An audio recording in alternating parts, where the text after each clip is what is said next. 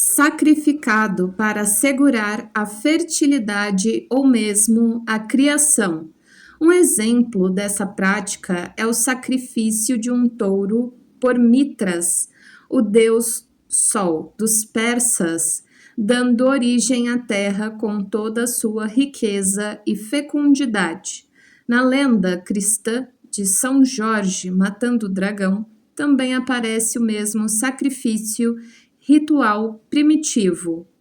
Nas religiões e na arte religiosa de quase todas as raças, os tributos animais associam-se aos deuses supremos, ou esses deuses são representados como animais.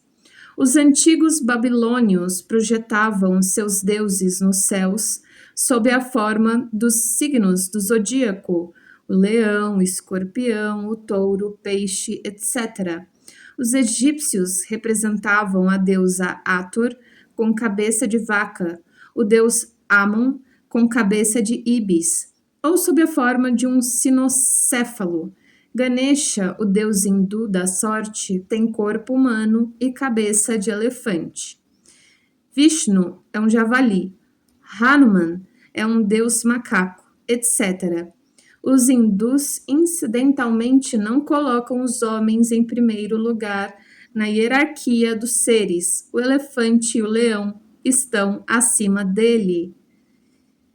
Em seguida, uma imagem difusa de animais, pessoas, rostos, mas em sua maioria formas de animais. Legenda: uma pintura pré-histórica da caverna Trois Freres, incluindo canto inferior à direita, uma figura humana, talvez um xamã, com chifres e patas. Em seguida, a imagem de são pessoas, elas estão num cômodo em volta de uma pessoa que está com uma cabeça de animal. Elas estão em volta dessa pessoa e essa pessoa está tipo dançando ou imitando ser um animal. Legenda: vários exemplos de danças de animais, acima uma dança birmanesa de búfalos, no qual os dançarinos mascarados são possuídos pelo espírito do animal. Abaixo à esquerda, a dança do diabo boliviana, onde os dançarinos usam máscaras de animais demoníacos. Abaixo à direita, uma antiga dança popular do sudeste da Alemanha, com os dançarinos disfarçados de feiticeiras e de homens selvagens animalescos. Aí tem a imagem de homens com máscaras dançando num terreno gramado, e do lado 2 homens com essas fantasias mais elaboradas, dos pés à cabeça, na cidade, dançando e as pessoas olhando. Na mitologia grega encontramos inúmeros símbolos animais. Zeus, o pai dos deuses, muitas vezes se aproxima das jovens que deseja sob a forma de um cisne, um touro ou uma águia. Na mitologia germânica, o gato é consagrado à deusa Freia, enquanto o javali, o corvo e o cavalo são a Wotan. Mesmo no cristianismo, o símbolo animal representa um papel surpreendentemente importante. 3 dos evangelistas têm emblemas de animais: São Lucas, o boi, São Marcos, o leão e São João, a águia. Apenas São Mateus é representado como um homem ou um anjo. O próprio Cristo aparece simbolicamente como o Cordeiro de Deus ou como o peixe. É também a serpente louvada na cruz, o leão, em alguns casos raros, um unicórnio. Esses atributos animais de Cristo indicam que mesmo o Filho de Deus, a personificação suprema do homem, não prescinde da sua natureza animal, do mesmo modo que não dispensa a sua natureza espiritual. Considera-se tanto o subhumano quanto o sobre-humano como partes do reino divino. Essa revelação entre os dois aspectos do homem é admiravelmente simbolizada na imagem do nascimento de Cristo em um estábulo entre animais. Em seguida, uma máscara de uma chinesa. Imaginem uma testa bastante alongada e aí um cabelinho só na lateral assim da cabeça, olhos bem pequenininhos, bem fechados, um nariz alongado e uma boca mais ou menos mais abertinha. Legenda: máscara usada nos antigos dramas no japoneses. Se chamam no japoneses, em que os atores muitas vezes fazem um papel de deuses, espíritos ou demônios. Em seguida, pessoas vestindo essas máscaras e vestidas de geishas com leques e outros adornos, e do lado, samurais. Não sei se vocês já viram em filmes samurais com máscaras mesmo, máscaras brancas. Então, eles estão completamente vestidos com aqueles kimonos bem inflados, bem grandes, e com as máscaras. Legenda: à esquerda, um ator no drama japonês Kabuki, vestido como um herói medieval e com uma maquiagem que imita a máscara. A profusão de símbolos animais na religião e na arte de todos os tempos não acentua apenas a importância do símbolo, mostra também o quanto é vital para o homem integrar em sua vida o conteúdo psíquico do símbolo, isto é, o instinto. O animal em si não é bom nem mau, é parte da natureza e não pode desejar nada que não pertença a ela. Em outras palavras, ele obedece a seus instintos. Esses, por vezes, nos parecem misteriosos, mas guardam correlação com a vida humana. O fundamento da natureza humana é o instinto, mas no homem, o ser animal, que é a sua psique instintiva, pode tornar-se perigoso se não for reconhecido e integrado na vida do indivíduo. O homem é a única criatura capaz de controlar por vontade própria o instinto, mas é também o único capaz de reprimi-lo, distorcê-lo e feri-lo. E um animal, para usarmos uma metáfora, quando ferido, atinge o auge da sua selvageria e periculosidade. Instintos reprimidos podem tomar conta de um homem e até mesmo destruí-lo. Em seguida, uma imagem de um deus indiano, eu esqueci o nome, deus elefante, com vários braços, uma coroa, tem duas cabeças do lado, uma vermelha, outra azul. Tem mais um deus junto, aquele que mostra a palma para frente e uma para baixo. E aí tem animais, e eles estão em cima desses animais, ratos, cachorros. Legenda: exemplos de símbolos animais de divindades pertencentes a 3 religiões. Acima, o deus hindu Ganesha, escultura pintada no Palácio Real de Nepal, deus da prudência e da sabedoria. Abaixo à esquerda, o deus grego Zeus. Nossa, não sei aonde, mas tá bom. Sob a forma de um cisne, uma leda. Ao lado deste, nas duas faces de uma moeda medieval, o Cristo crucificado representado como um homem e como serpente. Ah, sim, são os animais que eles estão em cima. Em seguida, uma estátua de uma mulher beijando um cisne gigantesco. Essa mulher, claro, está pelada e talvez eles estejam tendo uma relação sexual.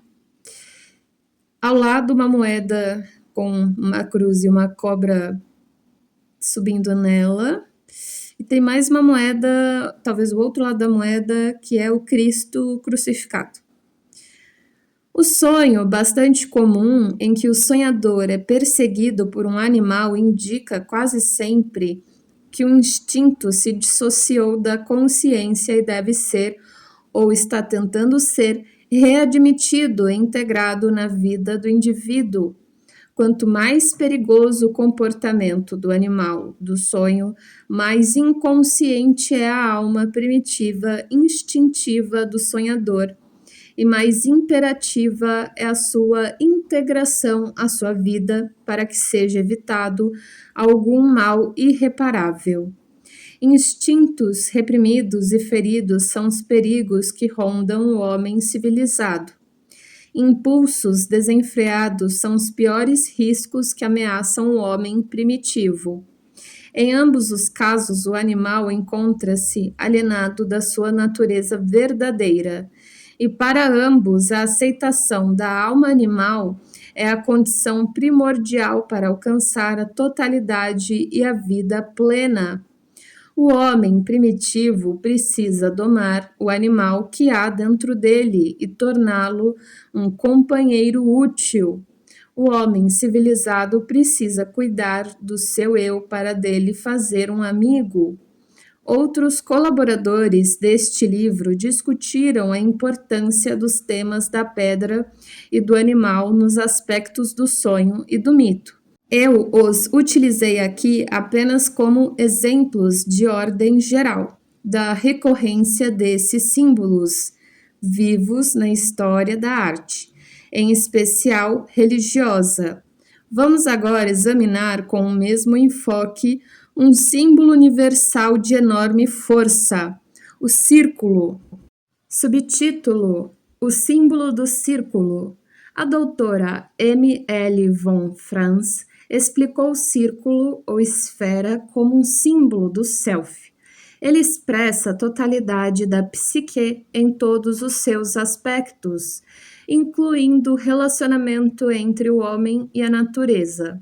Não importa se o símbolo do círculo está presente na adoração primitiva do sol ou na religião moderna, em mitos ou em sonhos, nas mandalas desenhadas pelos monges do Tibete, nos planejamentos das cidades ou nos conceitos de esfera dos primeiros astrônomos.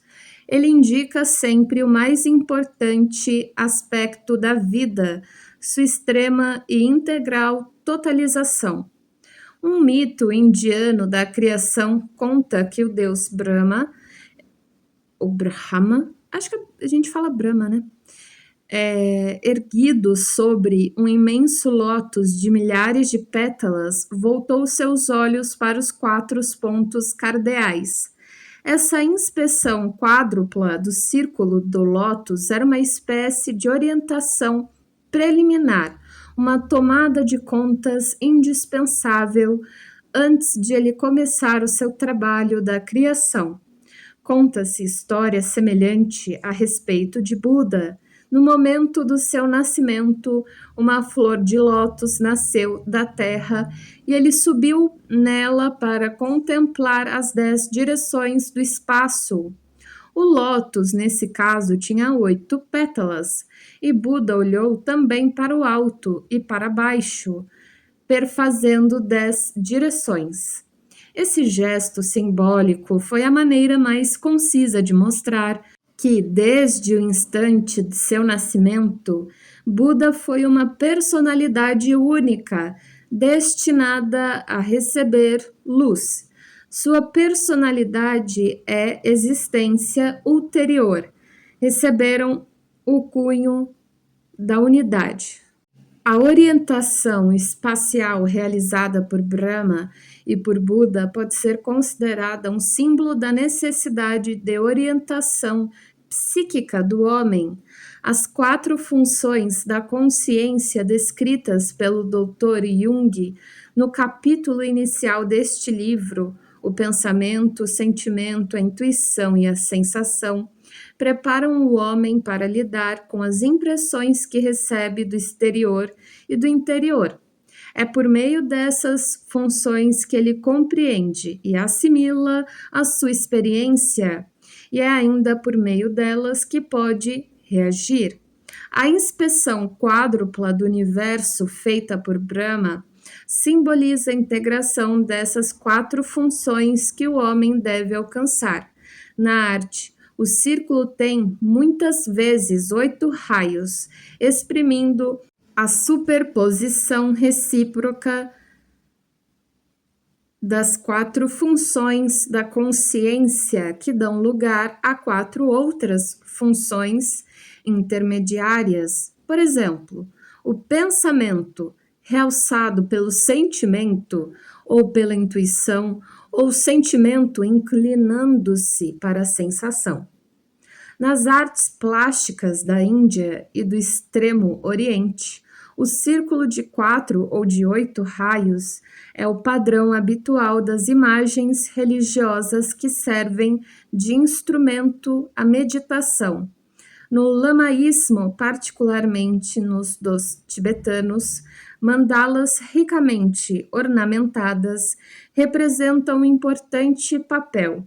O cosmo na sua relação com os poderes divinos. Entretanto, muitas dessas imagens de meditação oriental são apenas desenhos geométricos chamados de yantras. Além do círculo, uma imagem muito comum do yantra é formada por 2 triângulos que se interpenetram, um apontando para cima, outro para baixo. Tradicionalmente, essa forma simboliza a união de Shiva e Shakti, melhor, Shakti, Shakti, as divindades masculina e feminina, e aparece também na escultura em um sem número de variações. 100 mesmo, não de 100 de centena, de 100, sem nada. Com relação ao simbolismo psicológico, expressa a união dos opostos, a união do mundo pessoal e temporal do ego com o mundo impessoal e atemporal do não-ego. Concluindo, essa união é a consumação e o alvo de todas as religiões. É a união da alma com Deus. Os 2 triângulos interpenetrados têm um significado simbólico semelhante ao da mandala circular mais comum. Representam a unidade e a totalidade da psique ou self, de que fazem parte tanto o consciente quanto o inconsciente. Em ambos, tanto nos triângulos e yantras quanto nas esculturas representando a união de Shiva e Shakti, é acentuada a tensão entre os opostos, daí o caráter marcadamente erótico e emocional de muitos desses símbolos. Essa qualidade dinâmica implica um processo, a criação ou nascimento da unidade.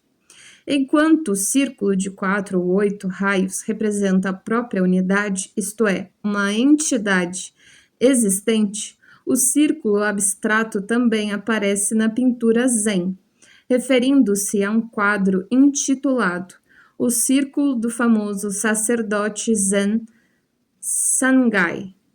Outro mestre Zen escreve, abre aspas, na seita Zen, o círculo representa o esclarecimento, a iluminação, simboliza a perfeição humana, fecha aspas. Mandalas abstratas também aparecem na arte cristã europeia. Alguns dos mais admiráveis exemplos são as rosáceas das catedrais. Representam o self do homem transposto para um plano cósmico. Dante teve uma visão da mandala cósmica sob a forma de uma resplandecente rosa branca. Podemos considerar as mandalas as auréolas de Cristo e dos santos cristãos das pinturas religiosas. Em muitos casos, apenas a auréola de Cristo é dividida em 4, uma alusão significativa ao seu sofrimento como filho do homem e à sua morte na cruz. e, ao mesmo tempo, um símbolo da sua unidade diversificada. Nas paredes das primeiras igrejas romanas encontram-se, algumas vezes, figuras circulares abstratas.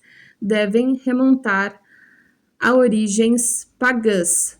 Na arte não cristã, estes círculos são chamados rodas solares. Aparecem gravadas em rochedos que datam da época neolítica, quando a roda ainda não havia sido inventada. Como Jung assinalou, a expressão roda solar exprime apenas o aspecto exterior da figura. O que realmente importa em todas as épocas é a experiência de uma imagem arquetípica interior que o homem da Idade da Pedra exprimiu de maneira tão fiel quanto na sua pintura de touros, gazelas ou cavalos selvagens. Encontramos muitas mandalas na arte pictórica cristã, como a raríssima imagem da Virgem no centro de uma árvore circular, que é símbolo divino da sarça ardente. As mais comuns são as que representam Cristo cercado pelos 4 evangelistas. Tem sua origem nas antigas representações egípcias do deus Horus com seus 4 filhos. Na arquitetura, a mandala também ocupa um lugar relevante, embora às vezes passe despercebida.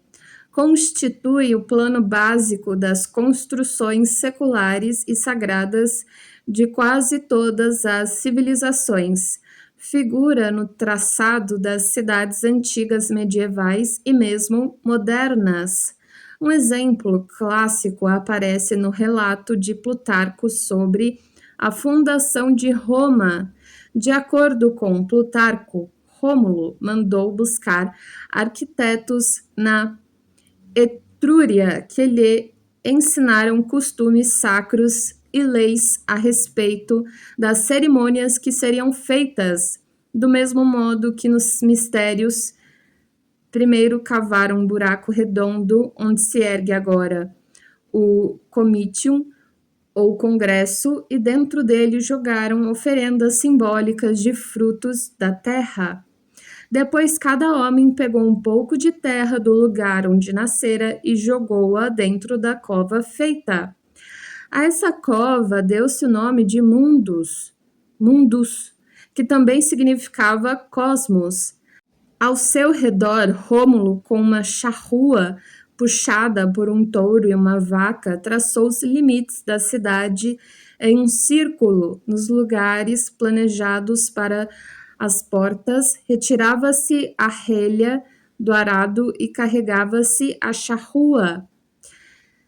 Imaginem um círculo dentro, um círculo de parece flor dentro, diversos triângulos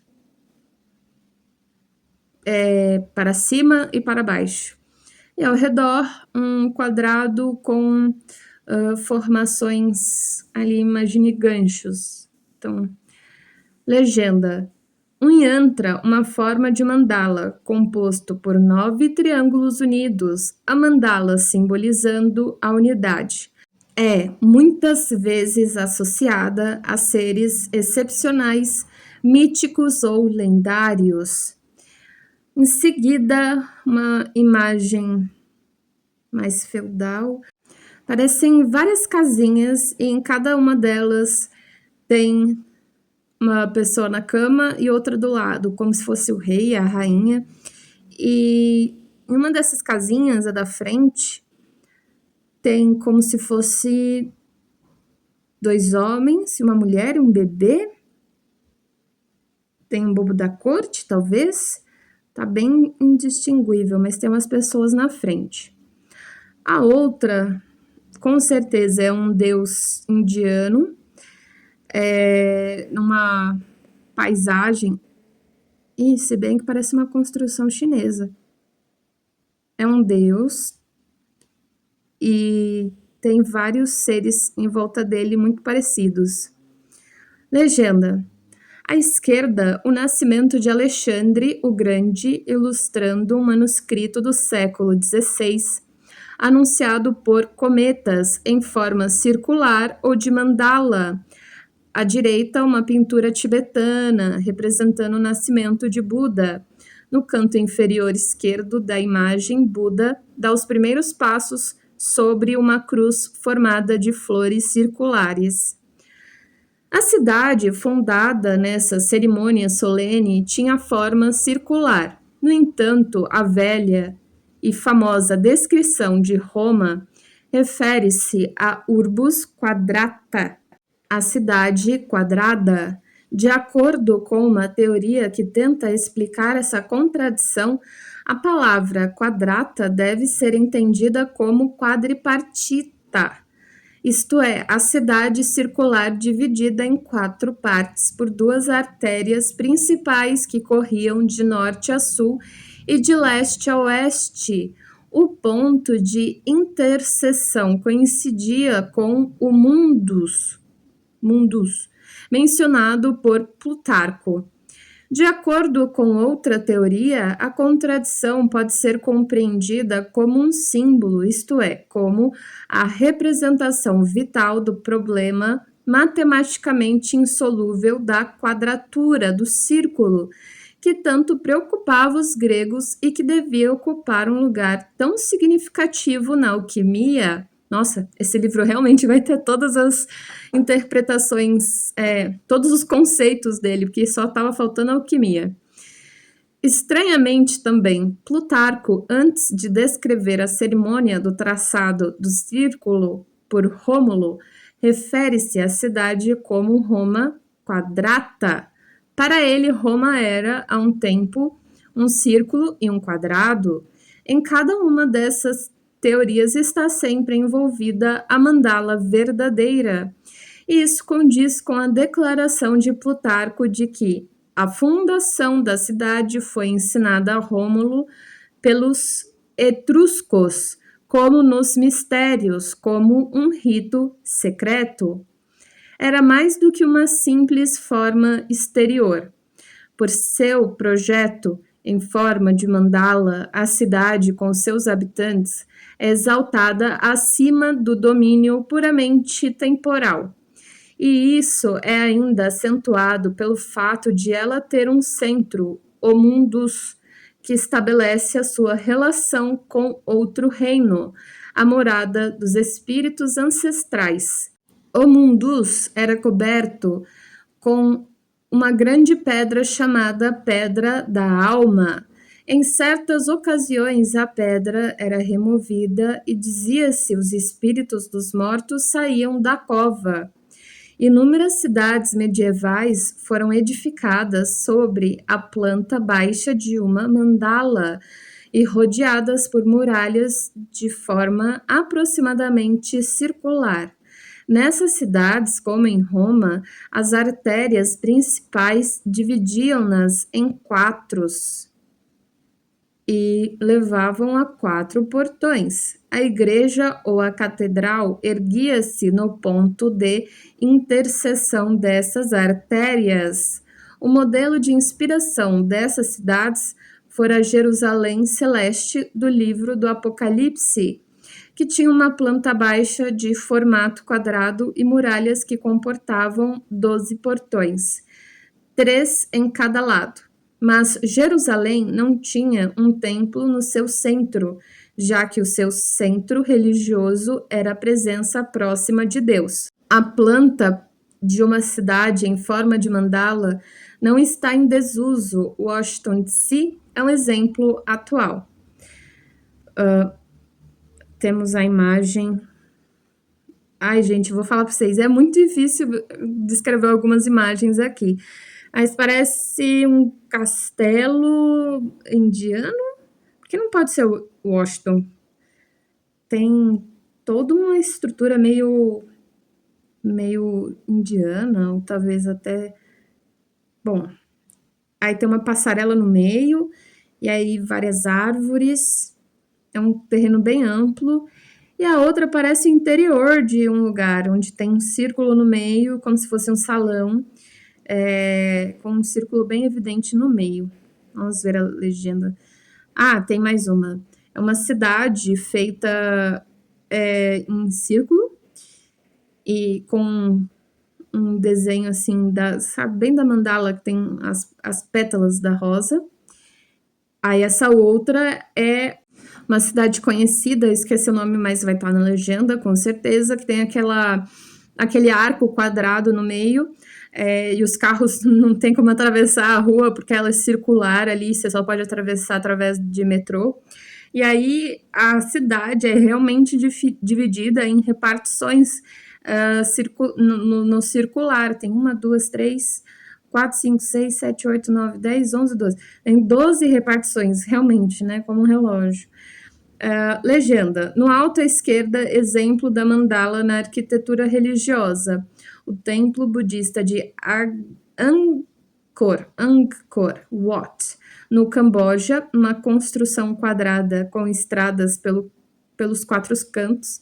No alto à direita, as ruínas de um forte na Dinamarca, mais ou menos do ano 1000, construído em círculos, como a cidade fortificada. Acima à esquerda, de Palmanova, na Itália, construída em 1593, com suas fortificações em forma de estrela. Acima à direita, as avenidas que se juntam na Étoile, em Paris, sim, e formam uma mandala. Em seguida, é a imagem em desenho. Imaginem aquele desenho do Homem de Leonardo da Vinci. Aí é algo similar, que ele quer falar sobre as divisões ali do homem. Então tem a figura de um homem nu, e aí a parte de cima da cabeça tem um semicírculo dividindo um quadrante. Aí do pescoço até o joelho tem um círculo completo dividindo outro quadrante, e aí não tem do joelho para baixo um círculo, mas tem mais um círculo dentro do quadrante do tronco, dividindo a parte entre o peito e o falo.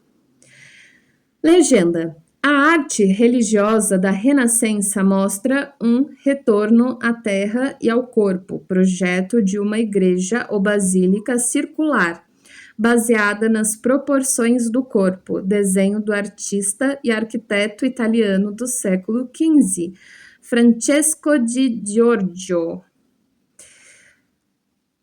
Em seguida, a imagem do que parece um forte, uma estrutura de pedra em formato de cruz. Ela está meio que dentro ali da terra, numa fenda, uma rachadura. E aí é uma estrutura de pedra bem robusta, com aquelas janelinhas pequenininhas, mas dá para ver no topo o formato da cruz. Legenda. A arquitetura religiosa medieval era baseada comumente no formato da cruz, uma igreja do século XIII na Etiópia talhada na rocha. A planta baixa em forma de mandala nunca foi tanto na arquitetura clássica quanto na primitiva. Ditada por considerações estéticas ou econômicas, era a transformação da cidade em uma imagem ordenada do cosmos, um lugar sagrado ligado pelo seu centro ao outro mundo. E essa transformação estava de acordo com os sentimentos e necessidades vitais do homem religioso.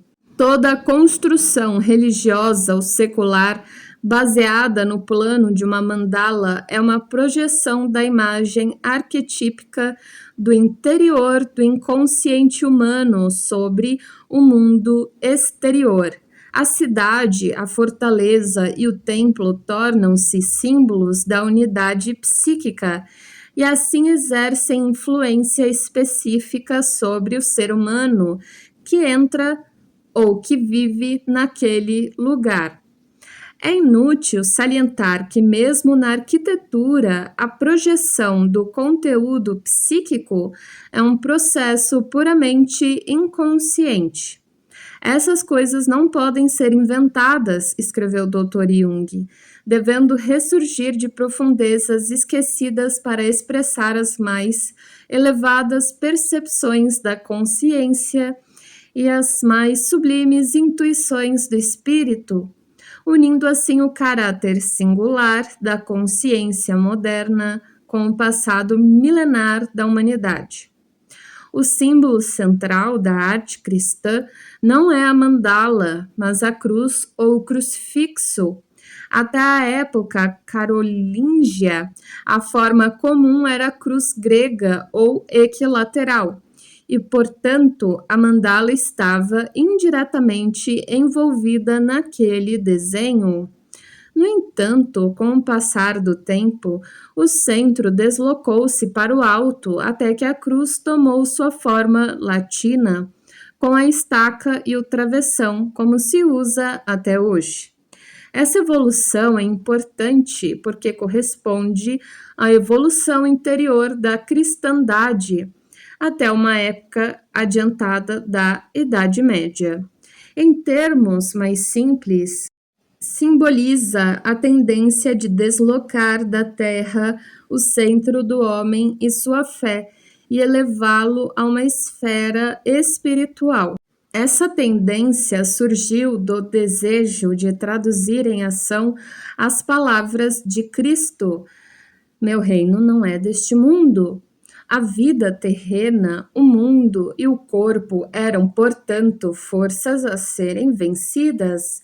As esperanças do homem medieval estavam dirigidas para o além, pois só o paraíso lhe acenava com a promessa de uma realização total. Essa busca alcançou seu clímax na Idade Média e no misticismo medieval.